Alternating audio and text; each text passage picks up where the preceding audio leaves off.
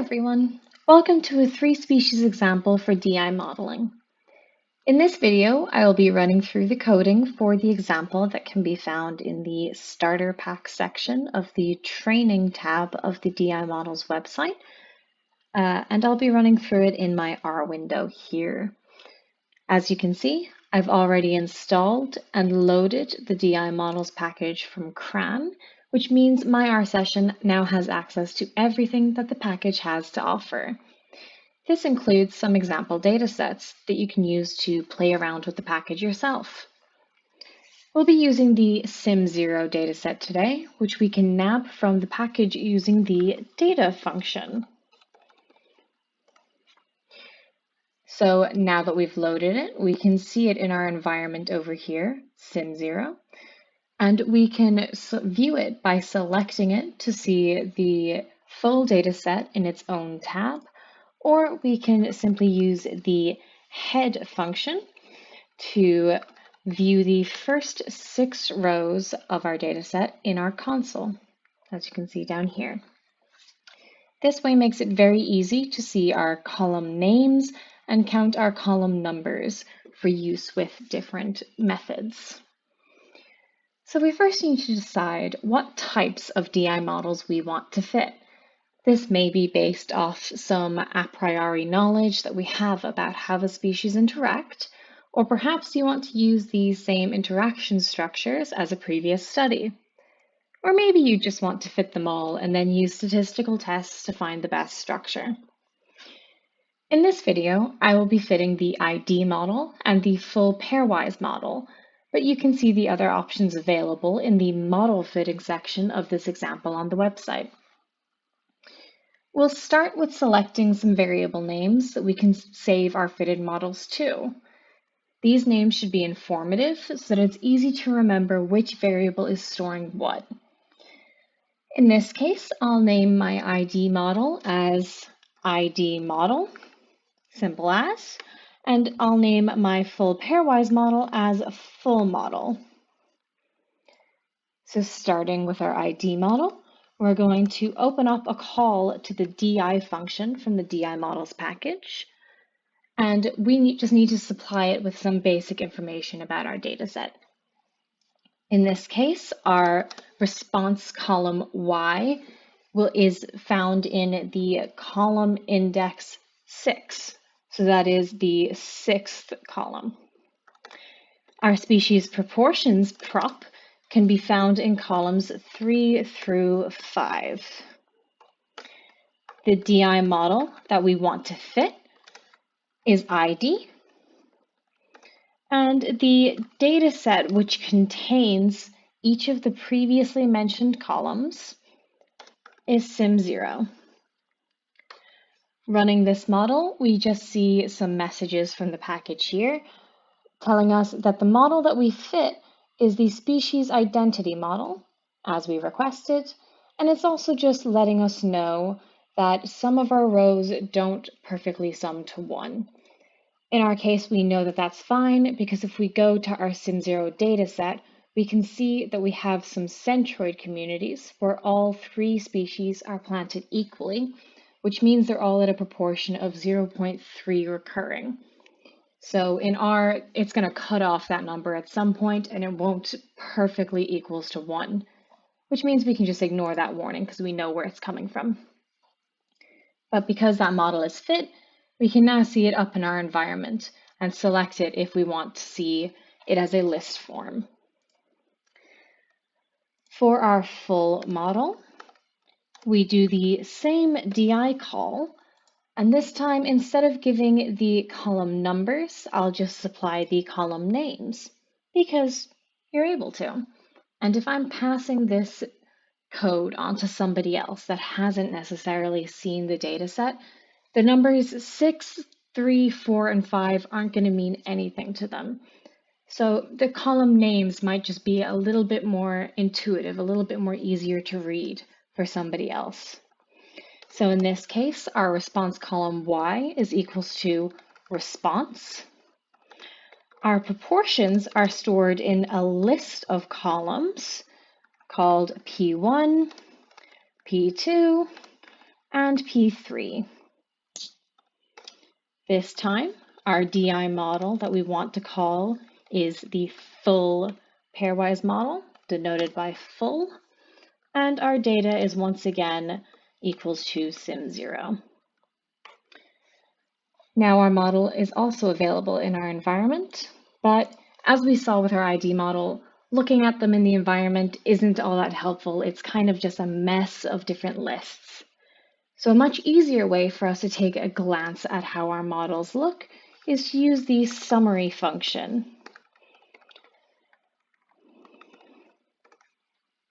First, looking at our ID model, the most important thing from this summary will be our coefficients. In this case, we have 3 of them. That is P1, P2, and P3, which, if you know the algebraic notation for DI models, are our betas. So from this model, what can we glean? Well, all 3 of our estimates are positive in direction, so they're all good for the response to be included. And also they're all significant, so we wouldn't want to remove any of them from the model. In this case, because no interactions are there, a monoculture of P1 would optimize the response variable. That is because it has the largest estimate. However, when we take a look at our full pairwise model, we may get a different story, because this time we have 6 different coefficients. That is our 3 identity effects for P1, P2, and P3, and then each unique pair is an interaction effect. So that is P1, P2, P1, P3, and P2, P3. We can still look at our ID estimates for if we are talking about monocultures. And once again, it has preserved that the P1 monoculture is stronger than the P2 or P3 monoculture. However, in this model, not only are our estimates quite large for our interactions, they're also significant to practically any alpha value, with the most common of which being 0.05. And these are all much smaller. So, rather than having a monoculture of P1 be optimal, we may take a look at our significant interactions and see that the interactions between species P2 and P3 are quite large, larger even than any of our monoculture estimates.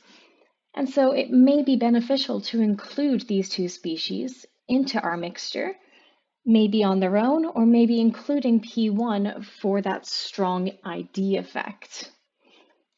But we can't make any conclusions until we compare our models and decide which interaction structure fits our data better. There are many different ways to compare linear regression models.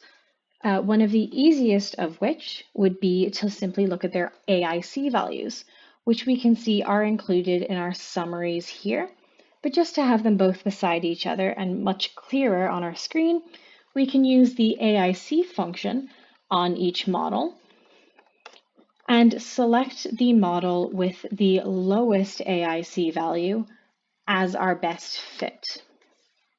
In this case, with a value of 270 compared to 375, we would select our full pairwise model and assume that it fits and better represents the relationship between our species better.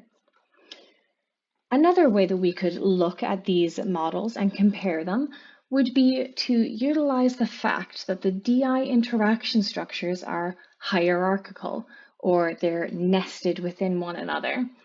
So we can use the ANOVA function in R to perform an F-test to check if the added parameters in the larger model, that is the full pairwise model, are worth including when compared to a more compact model, which in our case is the ID model. So we can supply ANOVA with ID model and full model, and then specify that the test that we want to do is an F-test. From this output, we can see the two models printed that we supplied as Model 1 and Model 2 as our ID model and full model respectively. And we can also take note of our F value and corresponding P value for our F test. In case you don't know, an F test essentially tests the null hypothesis that the added terms in our model, which in this case is our interaction terms here, that they are not significantly different from 0. So that's what we're going to assume, that these three terms may as well be equals to 0. That's how useless they are to include in the model.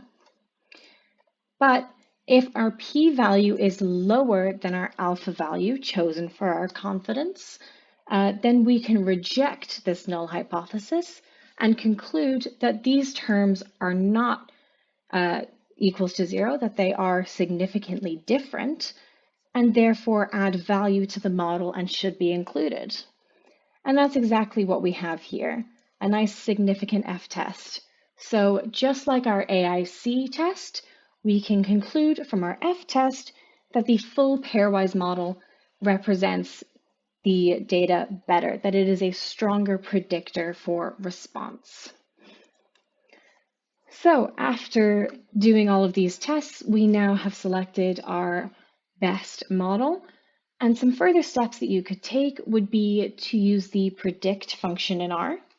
I'll do it up here. The predict function in R to check the predicted outcome for a set of communities. Or you could visualize your model using some sort of plot, like a ternary diagram or a bar chart. You can find more information on how to make these plots in the Visualizing DI Models tab of the training section of this website.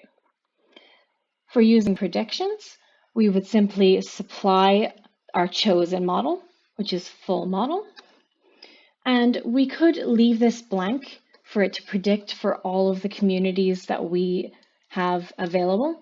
So that's the same as our 64 rows here. They correspond, and you can compare how well your responses match up.